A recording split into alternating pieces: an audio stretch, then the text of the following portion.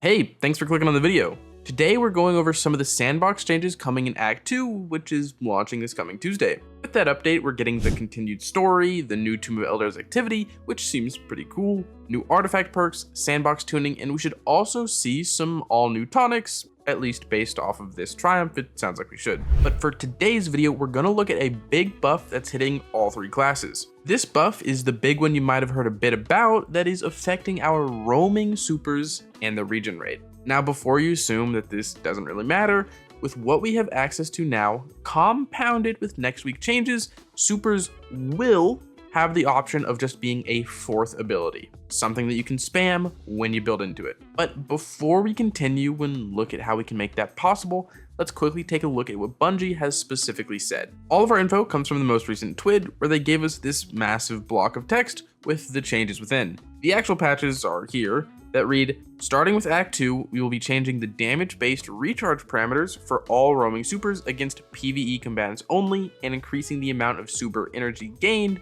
when damaging combatants by roughly 3 times the amount it is today. And then below that, we have, in addition to this, we're upping the damage roaming supers do against champions by 30 to 55% depending on the super. And then the last detail, which is stating all the supers that will benefit here. Those being Arc Staff, Golden Gun without Celestial Nighthawk, Spectral Blades, and Silk Strike on Hunters, Fist of Havoc, Burning Maul without Power Gil Gauntlets, Hammer of Soul, Sentinel Shield, Glacial Quake, and Blade Fury for Titans, and then Warlocks have Storm Trance, Daybreak, Nova Warp, and Winter's Wrath getting buffed. But namely, this leaves out Song of Flame, which, while a bit disappointing, is understandable. That super is only a teeny bit broken already, so I understand not wanting to buff it. But looking at the first change we had mentioned, there's a couple things to note. First is that this change has no impact on our actual cooldowns, like what you see when hovering over a super in your subclass menu. This is only affecting the damage-based regen, so that's what you're getting from actual damage, with the most efficient source of that being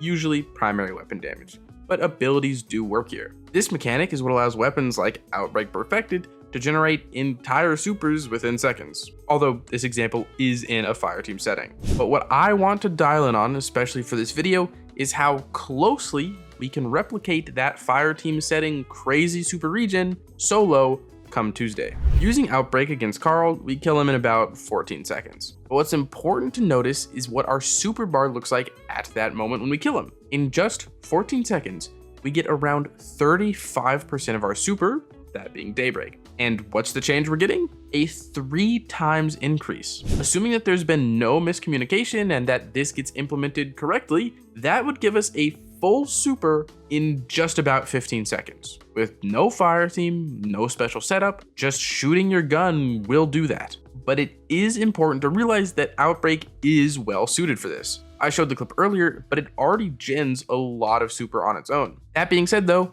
there are plenty of ways to actually build into super regen. Another weapon that I've seen do it even better than Outbreak is Hierarchy of Needs. But this is where I want to take us next. How can we leverage this change and turn our supers into spammable abilities? Well, a lot of what we can do here will be coming from exotic armor pieces and armor mods. But before that, Bad Juju is just begging to be mentioned. Personally, I think the gun feels pretty dog water, but I'd be remiss not to mention it as it's a primary weapon whose identity is generating super. So come Tuesday, I'm going to try this pulse out once more, and if there are any Bad Juju fans out there, know that you will be eating very good. But now we can talk about some more interesting options. The first thing that requires a shout out are exotics that intrinsically regen our super. Mantle of Battle Harmony is a pretty good pick that only requires matching damage element to get some extra super regen on weapon kills. The super regen portion of that exotic can also be found on Spirit of Harmony within the Solipsism class item, giving you some pretty good build potential.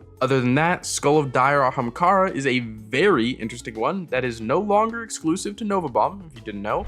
It now regens super energy for any super when getting weapon kills while Devour is active. This could pair fantastically with Nova Warp on Pure Void or Storm Trance and Winter's Wrath on Prismatic. For Hunters, you've got Spirit of Galanor. This can be found on the Hunter class item relativism and essentially means you're always starting your super at the halfway point as long as you don't whiff the previous one. Although, since this is on the class item and thus Prismatic, your only options are Silk Strike and Golden Gun. I think there may be some shenanigans we can get up to with Blight Ranger of all things, but I'm gonna try that myself first before telling y'all to use this otherwise very lame exotic. And then for Titans, where exotics are concerned, the one that jumped out to me was actually Curse of the Falling Star. Now, while this exotic is most notably used for its massive increase to Thundercraft damage, it just recently received this portion where melee final blows while amplified grant you super energy. This does indeed work with Consecration,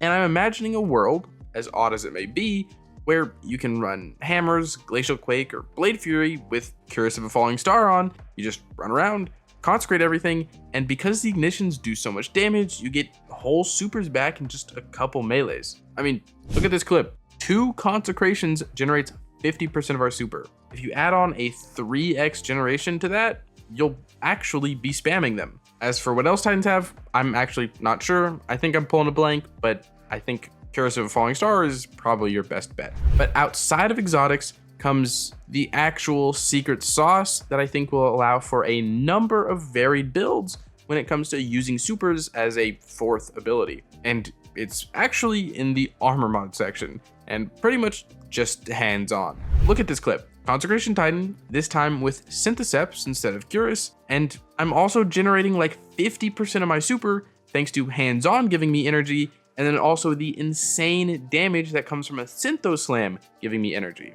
And you know what? Honestly, having seen both of these clips and doing it myself, I dare say that since we're getting 3x progress based on damage, you don't even need a super regening exotic like Curus. You just need something that takes one of your abilities and makes it a nuke, like Synthos and its spirit, Liars and its spirit, or even Verity's Brow and its spirit. All of these increase one ability's damage, and then when you use that to kill something, along with the mod that regens super energy, you get a lot back. There is a ton that can be built into when you look at hands-on and Ashes to Assets. I expect many builds to come out based on this very concept, and I actually look forward to making some myself. Regardless though, even without investment and building into it, all but one of our roaming supers is looking to be a lot more valuable, especially going back to the second change that we mentioned way in the beginning, where they're going to deal up to 55% more damage to champions. I can totally imagine running around GMs, lost sectors, popping a roaming super, going from champion to champion, clearing everything, and then do a little bit more damage in neutral and pop the super again.